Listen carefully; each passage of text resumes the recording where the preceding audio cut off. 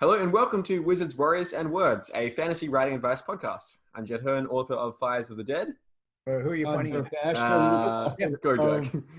Oh, sorry, Mike. I'm Mike Fletcher. I'm Dyrk Ashton, author of the Paternus trilogy. Rob. I'm Rob Hayes, author of the War Eternal trilogy. I am Jed Herne, Dyrk Ashton, and Rob Hayes today, but not Michael Fletcher because he's boring, and author of their books, which they won't actually admit to, but I did write them. True. He writes Oh, all my true. books. I was wrong. They will admit to it. We've got no defense against that one. And today we will be talking about magic systems. So to kick off, we should probably define what the heck a magic system is. Essentially, my understanding of it is the reader's understanding of how a particular supernatural force works in your world. So you can kind of have, think about magic systems as a bit of a spectrum between hard magic on one side, where the rules are pretty clearly understood and it's almost a bit scientific in its kind of execution. And then on the other side of that spectrum, you have soft magic, where it's more numinous and readers or the characters themselves might not fully understand it. It's magic. So it's sort of like magic on one side and then more sciencey on the other side. But in fantasy, it's all magic. So yeah, soft magic. One moment you have a wizard who can't open a simple door, and the next moment he's falling through a limitless space, fighting a giant fire demon who somehow falls through the world and survives because Lord of the Rings. And then resurrects, even more powerful than he was before. But with A cleaner slightly clothes. different shade. He put in some good detergent when he was washing those robes in the afterlife. They have good laundry machines in heaven. He burned the grime right out of them with that fight against the Balrog. Exactly.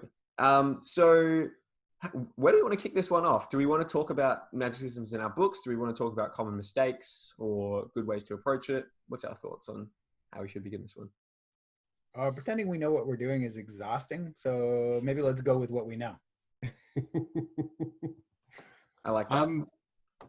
Personally, I'm a fan of something in between. I'm not the biggest fan of this sort of like extremely hard magic systems. Like, you might find those in Dungeons and Dragons or whatever, where they're sort of very reliant on how many spells a person can memorize. All that, I don't know, whatever. I like something in between where there are definite rules to the magic system. Things like, how magic can be used, who can use them, what sort of cost it comes with, all of that lot. But leaving enough up there that there can be mystery. For me, I think one of the biggest problems is if the magic system is really focused on being a hard magic system with very definite rules, it quite often can take away the mystery, so that there's that sense of something I don't know about could happen when you're reading a book. And I think quite often that's removed in the hard magic system. So yeah, I prefer something in between myself. I think I agree, and yet disagree. I like psychotically hard magic systems. Like the amount of detail that I know about all of the magic systems in all of the books that I've written is ridiculous. The amount that I work out in advance, but the reader doesn't need to know that shit. I mean, the Obsidian Path books is basically, what are they called? Lit RPG is basically a role-playing game in a book, but I never talk about it, and no one actually delves into or explains the magic systems. Shit happens, and I know how much spells cost, but the reader doesn't need to know any of that shit. So people come out of it just being like, fuck, there's wizards and they do this shit, and sorcerers and they do that shit, and elementalists and shaman and demonologists. But there's this sense of scale of this huge world and like all these different schools of magic sort of battling it out.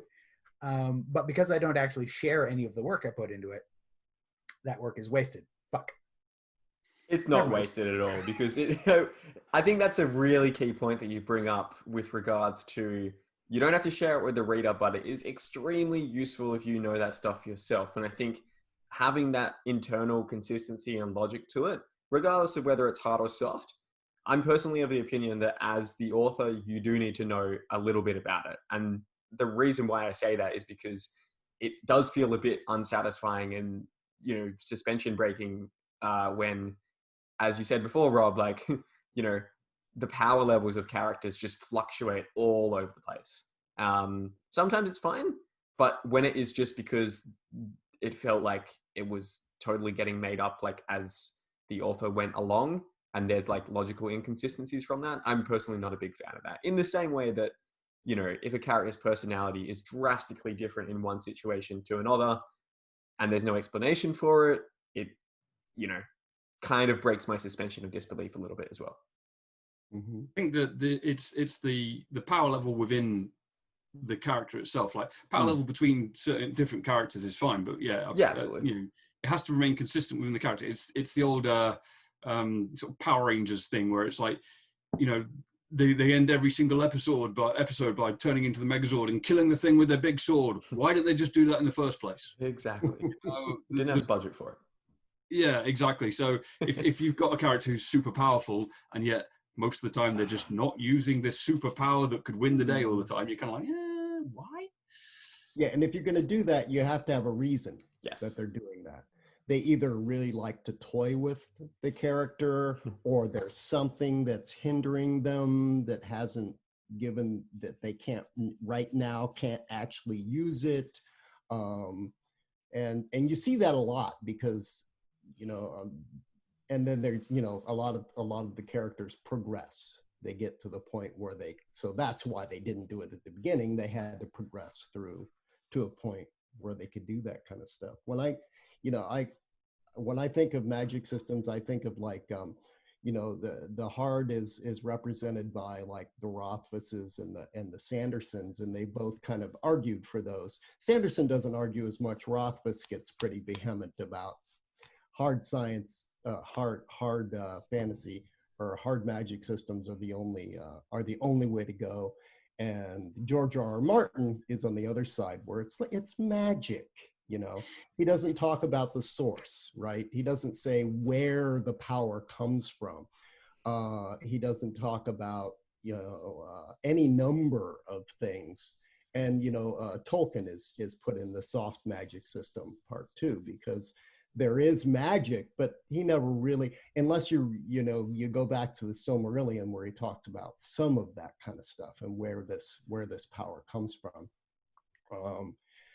You don't really see that much in the thing, and I tend to fall in between. I wanted to have, yes, we do kind of know where this power comes from based on, you know, even quantum physics, things like that. But how is it manipulated and used? Why are some characters more powerful than the others? Some characters are far older, and simply by their age, they generally get more power. Though I do explain that there are characters who are as old as some of them who have honestly, no real magical powers. And a lot of that comes down to, you know, just the idea that people have different abilities. People have different affinities and are good at certain things based on their physicality or their experience or, you know, just their genetic makeup. So I based a lot of it. I mean, I draw a lot of things like animism and, you know, various and sundry theories about, or mythologies, folklore, belief systems, religions about sources of power and stuff like that. So, I mean, I'm like Rob, I try to keep a lot of things open while still having some sort of system. There is some sort of method to the madness of my system, I guess. Can I just push back on that Rothfuss thing for a second? Because while he does have some forms of hard magic in King Killer, like with I forget the name of the heat transfer one or whatever, where there's like a lot of it's based on thermodynamics. Yes. So he does have that hard magic system, but then he also has soft magic systems like the naming, right? Like I personally thought that was of the more numinous side of things, where it was like, if you know the name of a certain material or a thing like the wind, you can control it or something like that.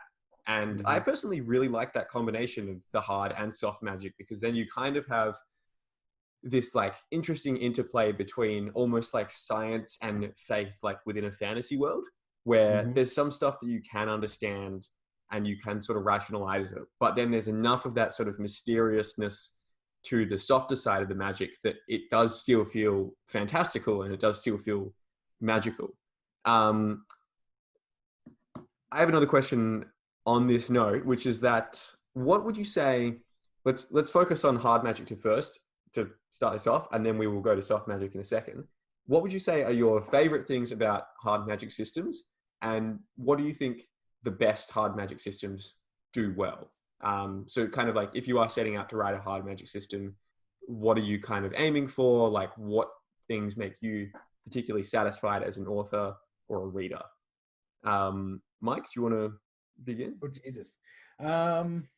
Reading hard magic over soft magic. I like the structure. I like, even if I don't know the structure as a reader, I like feeling like it's there.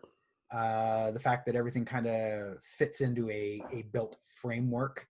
You know, to me, like if the wizard at the end of the book suddenly casts fireball and has never sort of done that before or showed any sign of being able to do that, that's just that kicks me out.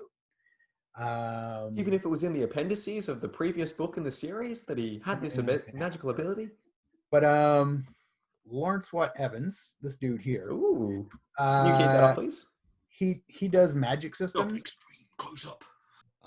With a single spell, Lawrence Watt Evans, part of a series, Misenchanted Sword, a bunch of other stuff. Dude does magic systems. He's got different classes of magic within the books, within that world, and does them beautifully. And they're each different. They each are powered differently. They can all achieve different effects and are caused by different things. And that's part of the world building. That's not world building necessarily. That's part of the world. That's part of what gives the world flavor. And this may be a lack on my part. A soft magic system to me is not going to give the same flavor that a hard, well-defined system will. The soft one will always be kind of flighty. Interesting. Rob? Yeah. Mostly pulled that out of my butt. I think one of the things I like most about hard magic systems is the rules and parameters that it gives can lend themselves to situations very well, especially when you have very sort of like tense action situations. I look at something like Sanderson, who, you know, he creates these very hard magic systems. Got some Sanderson books in the background, which is what I'm pointing to. Yeah. And, you know, sort of like the action scenes and the fighting and the battles and everything, they all use these very clear parameters, and it allows him to paint really sort of striking images around them. But because he's already established the magic system by that point, they feel believable within the world. Yes. And so you're not sort of stretching going, wait, they're doing what? You're just like, okay, this is happening. And it helps to really carry you along with the pace of the scene, basically, I find. And I think that's, for me, one of the things that hard magic systems really do quite well. Great answer. And yeah, I personally totally understand what you're saying there. And I think it's no different really to, like, if you are going to write a fight scene, you need to clearly establish the kind of like physical geography of the space and the people who are in that space and the motivations behind why they're fighting in the first place. And establishing the magic through a hard system allows you to just have like a clearer level of comprehension going into it. So totally feeds into your point. Even with, I kind of fall in between. Basically, I'm much more interested in story and character than what the magic system might be. Sure. And there are certain approaches to magic systems that fascinate me, like Beyond Redemption, Mike's book, just the whole idea that people's powers are drawn from their own psychoses. I found fascinating, and it works that works in a very strict level, but uh, I'm I'm more drawn to character story, imagination. As long as, I mean, we all in 1,000 ways we have to set rules in our fantasies, right? You can do anything you want. We've all heard this before. You can do anything you want, but you have to decide what it is that people, characters, wizards, whatever can do, and you have to be consistent. Like Rob said, you can't just suddenly have somebody throwing fireballs who's never thrown fireballs before. It's like, well, why didn't they do that before? Unless you explain it. And that was one of the hardest things for me with writing Paternus was these characters. Yes, they can do certain things. Why didn't they do that before? I mean, if you have a character that through the whole book is doing certain, and then suddenly they're flying, it's like, what? Where did that come from? And sometimes it's fun to surprise characters with things like that, but you need to have hinted at these things as you go along. I think it depends. That would depend heavily on shock and surprise, which can be really cool, and simply just, being a flake, which, I can do, and I have to fix that stuff in second drafts. I think it depends on the character doing it as well. In that sort of situation, I think you're fine having like the villain suddenly be able to fly. Because that's fine. That's a surprise. That's something, oh my God, this villain can do this. It's now something for the hero to overcome. But yeah, you're completely right. If the hero can just suddenly fly out of nowhere, you can like, where did they have that ability from? Where did they come up with that ability from? It needs to be shown to be, sort of attained at some point, I think.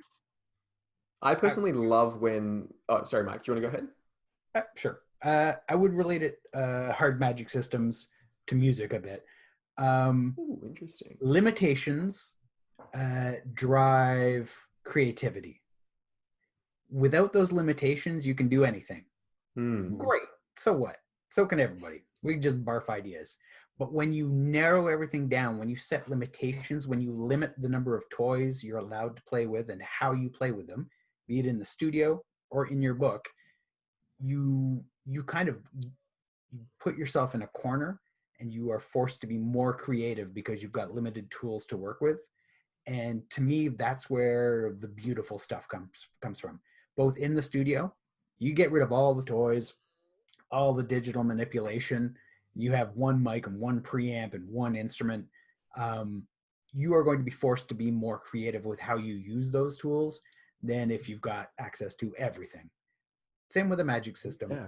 If you've got it all and you can do whatever you want, you can and probably will. If you have defined a magic system and a character gets themselves into a situation, now you have to figure out how the fuck to get them out of that situation using those limited tools.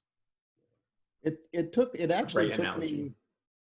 me a couple of drafts of book one and even book two to I ended up, actually, it was the magic was much smaller in book one and book two even.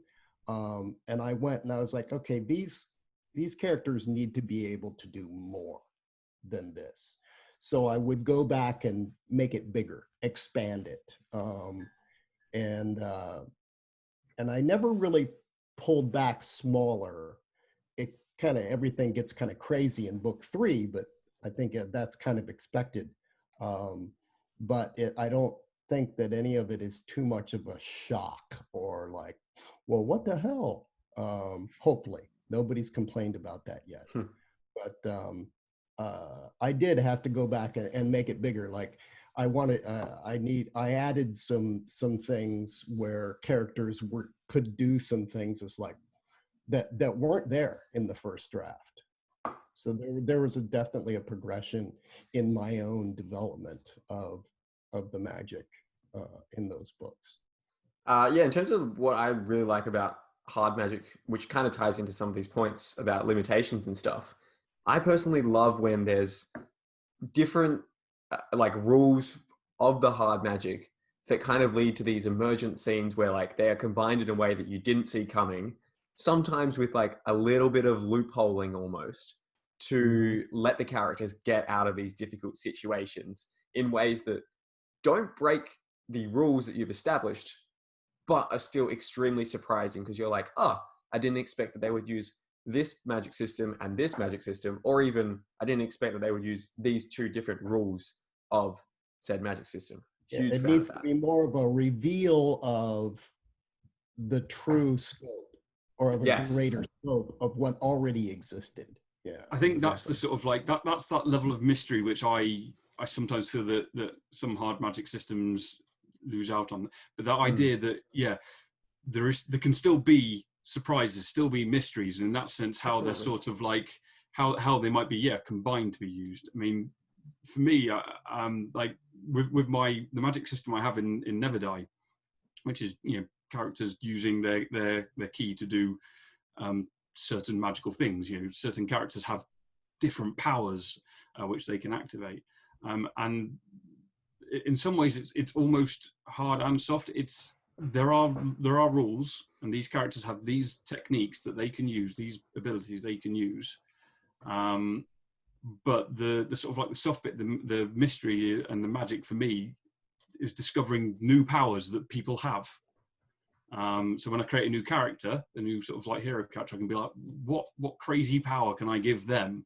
They all flow from the same source. They all use the character's key to actually be used.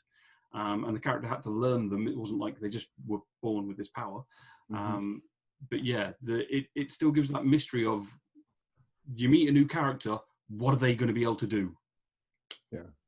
And one thing that's really cool about those too is that you have such a cool, enormous reservoir to draw from the basic, stories, legends, mythologies from the cultures there, that it's almost limitless, the cool things that characters were able to do in these, and you've done a really neat job kind of combining and making those your own. That's a little I've been spending a lot of my my recent few weeks sort of researching various yokai and sort of Japanese spirits and myths and everything, and I've got some really cool ones in later books. Like smoke demons, mirror demons. Ooh. All sorts. And Fletcher, you like smokes and mirrors? Mirrors, yeah, I don't have a mirror problem at all. No, you certainly don't know. Yeah, it's cool. It's being able to sort of like see, you go into this research thing and you just read about some myth that some other culture has, and being able to just then change it and make it your own is actually really fun. Nice. Do we have any final thoughts? Cultural appropriation. It's not right. Sorry. I've been accused of that before. That's a whole different podcast that I really think we do not have enough time to get into that issue, but yes, perhaps for a future episode. Any last thoughts before we wrap this one up? Just make a good story. Yes. Bail us out, Dyrk. And don't do things that are inconsistent. I think that's also a good thing to point out as well, is there's no objectively right magic system. As with every other technique, it's just what's best for your story and what you enjoy writing. So just because we've said that we like these things about one system or dislike these things about another system, it's not like a judgment on whether you should use them or not. Just, use the one that is totally a judgment. Oh, one thing from Mike is Jeff Vandermeer's The Wonder Book. Yes. Has some really cool short essays, basically, by a ton of different authors about any number of things in writing fantasy.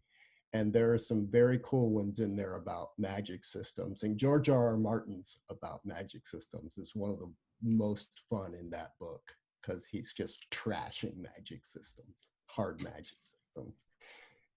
So I would recommend that if you're interested in learning more about magic systems. I'll definitely have to check that out. I know Gareth Hanrahan recommended that when we interviewed him recently. And it's just a really cool book full of really neat pictures too. So I love pictures. All right. Well, on that note, it is time to wrap up this episode. Rob's losing it. He's like, why do you like pictures when you write lots of words? What is this combination? No, it's like, you know, I like pictures in books. Picture books, yes. Yeah, exactly. I mean, like, cheeky plug for the Thunder Heist here, but there's like 7 pictures inside this thing, and most of them are by myself, so good times. It will never reach the quality. You can't just flash it about. Yeah, show it Do you want me to hold again. it up? Buy the book that I'm waving around too Beautiful. fast for you Buy to the see. book. Buy it. Hey. I'm shaking it so that you fear for its life, so that you have to buy it and take it to a better home. It's the only way that I'll convince people to adopt my book. Anyway, on that weird note, thank you so much for listening. Perhaps we can, if you are listening to this right now or watching it, you can hit us up on Twitter. Let us know what your favorite magic systems are and why you enjoy them. And we'll do our best to respond. Or at least I will. I can't talk for the other hosts. We're all chained up in the basement. Let's be fair. You only drag us out to do these things. Exactly. Yeah. That's why you're also pale looking. Anyway, thank you everyone for listening. We will see you next time. Bye, everybody. Goodbye. Thank you for watching Wizards, Warriors, and Words. If you enjoyed this, please be sure to like and subscribe to the channel so that we can keep growing this and keep sharing our writing advice with more authors. Thanks again for watching. I'll see you next time.